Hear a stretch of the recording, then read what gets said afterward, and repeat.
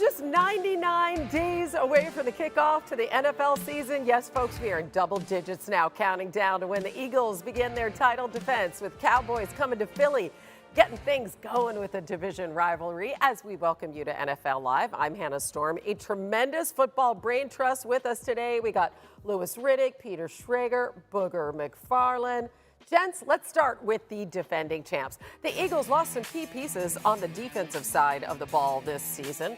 Milton Williams and Josh Sweat each signed with new teams, and C.J. Gardner-Johnson was traded. But they paid Saquon, signing him to a 2-year, $41 million extension, making him the highest paid running back in the history of the NFL. They also signed All-Pro linebacker Zack Baun to a 3-year deal. And Kevin Patullo will be replacing Kellen Moore as offensive coordinator. Patullo spent the last 4 seasons as the Eagles passing game coordinator and held the title of associate coach the last 2 seasons. New on NFL Live, he was asked if that offense would look different this fall. So I think really when you say different, I think it's going to be like, what do our players do best, like it's been? And then from there, we just expand upon it. Hey, we're really good at this. Let's bring this to the table and try this and see where we can take it. And I think really when you look at just our staff as a whole, you know, we've added some new coaches, so they bring some other layers to it too, and then the knowledge of what they have from their background. So I think as we go forward, as we build this thing together as a staff, you know, you'll see some new wrinkles here and there, but more so it's just kind of building on what our players do best. And here's the thing, having new play callers, that's nothing new for Jalen Hurts. Patullo, who was an associate head coach, well, this will be his 12th different play caller since he started college back in 2016. And for Hurts, it's his 6th different since entering the NFL in 2020. Despite this, he has the 8th most touchdowns in this span and has the 5th best winning percentage of any quarterback. So, Peter, to what extent do you think he will have to adjust again? It's a wild stat. 12 different play callers since college, 6th new play caller since joining the NFL. And yet you look at Kevin Patullo's resume.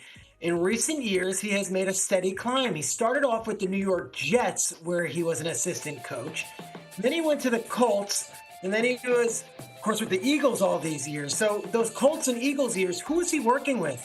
He was working with Frank Reich and Nick Sirianni. And I said, you know what? I know it's the middle of the day. He's at Stanford as their interim coach. I texted Frank Reich this morning. I go, give me something to tell the Eagles fans. Give me something to tell the audience about Kevin Patullo other than a guy who's in a baseball cap and the shadow on his face and talking in generic coach speak. Here's from Frank Reich earlier today, texting me.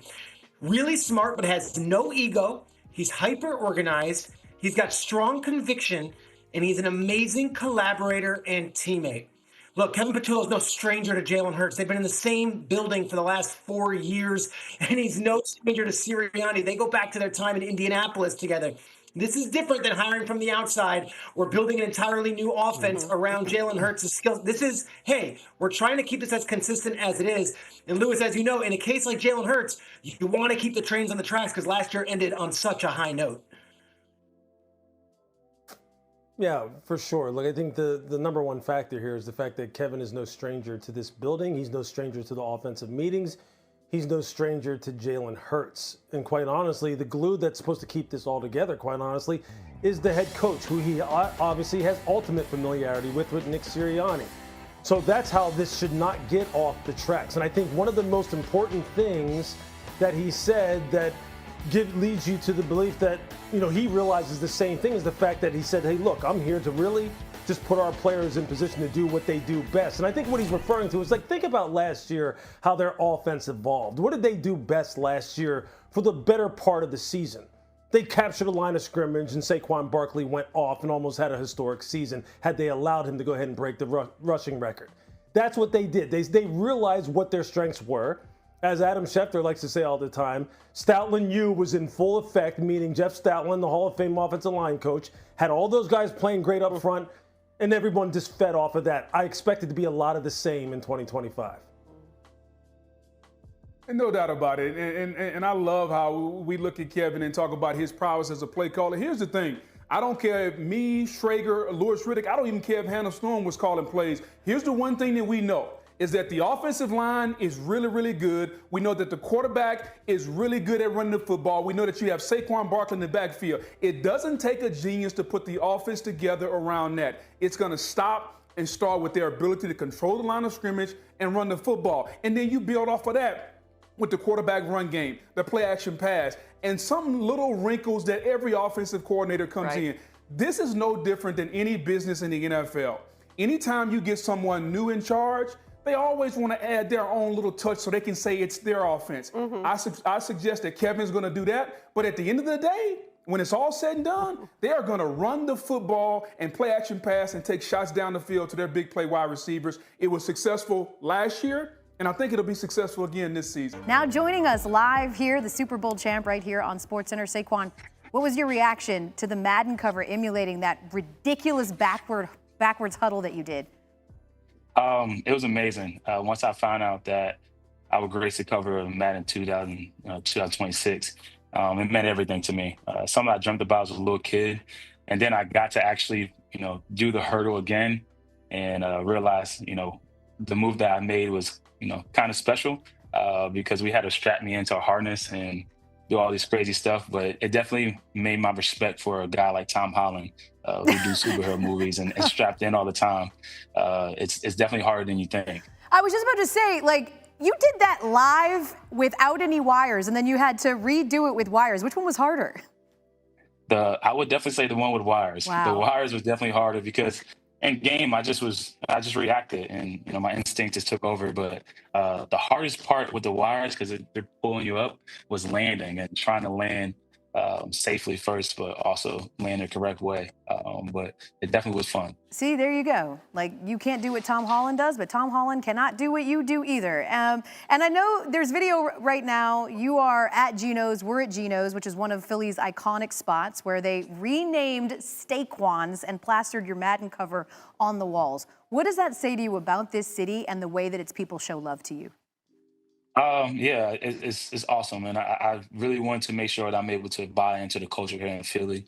We were just talking about it off camera. I don't know if there's a more passionate fan base than Philadelphia Eagle fans or just Philly fans in general. And right now, if you go out there right now, I don't know how many people's out there. And it's just cool to show the love and support that they have for me as a player and the love that they have for this team. And, that's why we go out there and try to perform at a high level to keep these fans happy. Wait, I'm sorry. What would go on a Saquon? What would be the toppings? Right now, we got whiz cheese, the meat, and some onions. Okay, perfect. That sounds like a cheesesteak. I was going to say maybe like creatine or, you are a muscly guy, but that's fine. You move to Philly. You break Hall of Famer TD's mark for most rushing yards in a season, and you win the Super Bowl. When you finally had a moment, Saquon, to process it all, what hit you the most about the last few months?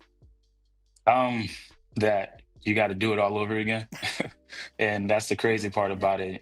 Everyone say reaching the, top of the mountain's hard, but staying there is even harder. And you're really just focusing on how you can sustain success. And it's a challenge. It's a challenge that we know is going to be hard, but, we're training and working right now to be able to put ourselves in the same position. And it's really just buying in and continue to build on our culture and continue to, have the guys in the locker room who are our leaders continue to lead. Last offseason, Giants GM, your former GM, Joe Sheen, decided not to re-sign you and let you test the market to determine your worth.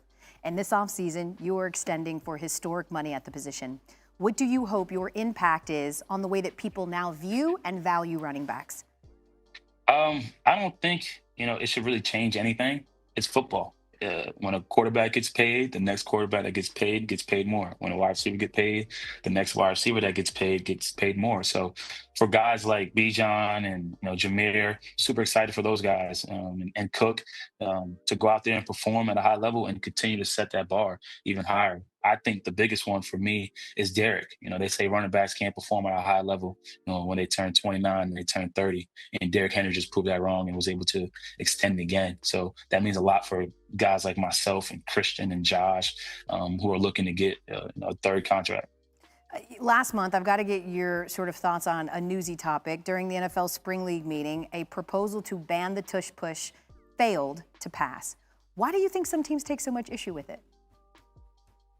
because the Philadelphia Eagles are really good at it and they're not. I think it's just simple to me. It's kind of, I already said it before.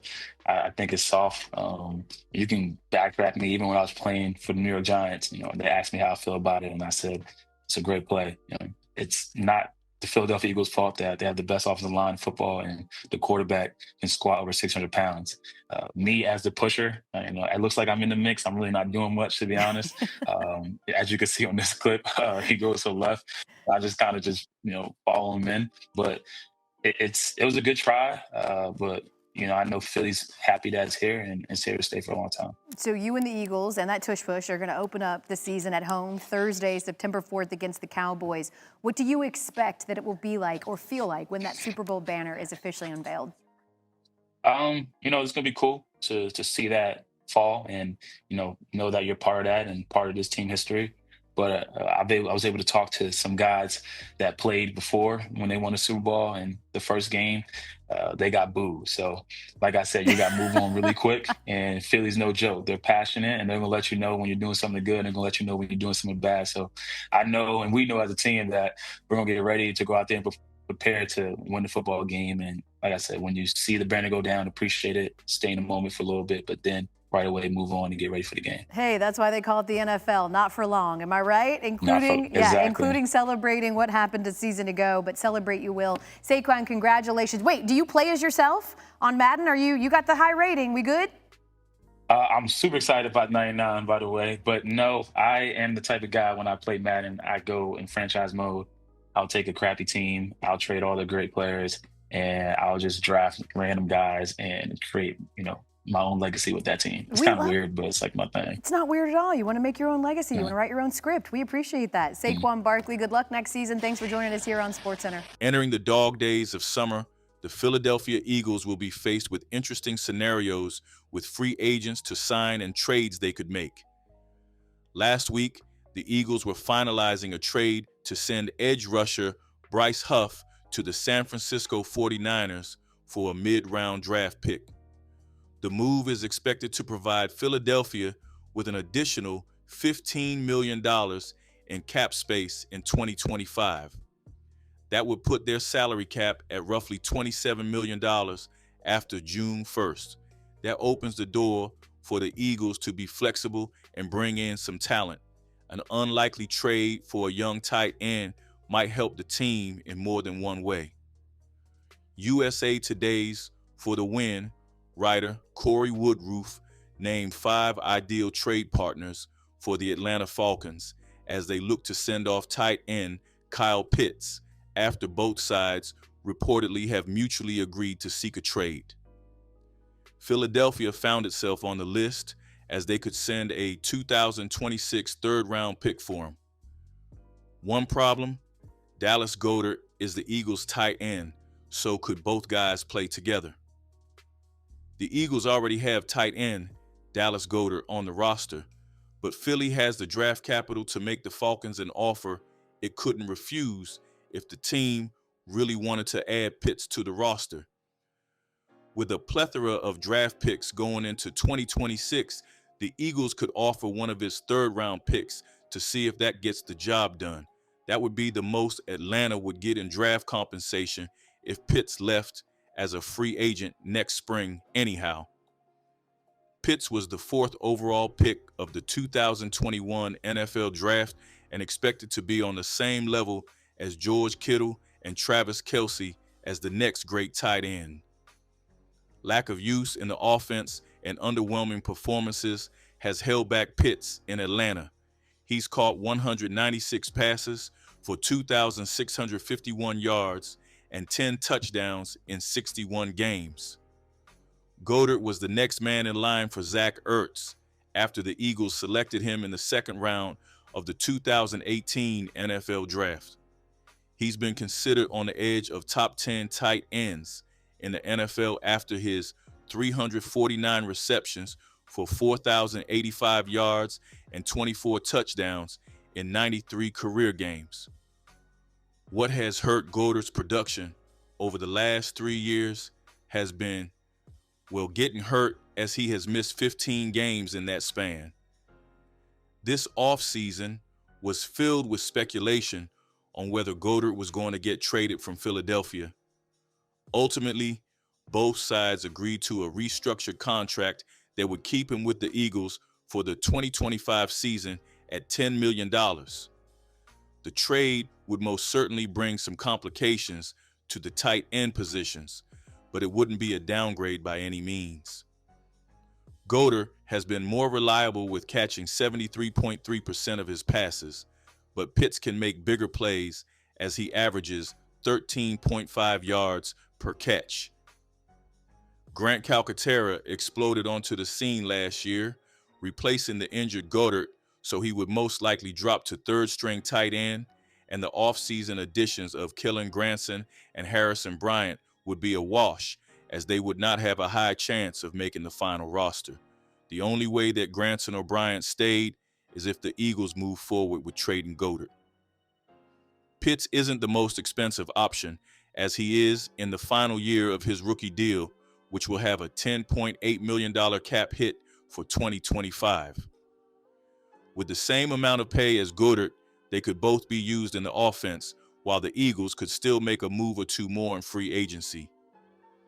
Adding another offensive player isn't out of the realm of possibility, but Philadelphia has bigger needs to fill as Goddard and Calcaterra make for a formidable duo. Still, Pitts and Goddard would be more dangerous together and give Jalen Hurts his best 1-2 punch at tight end,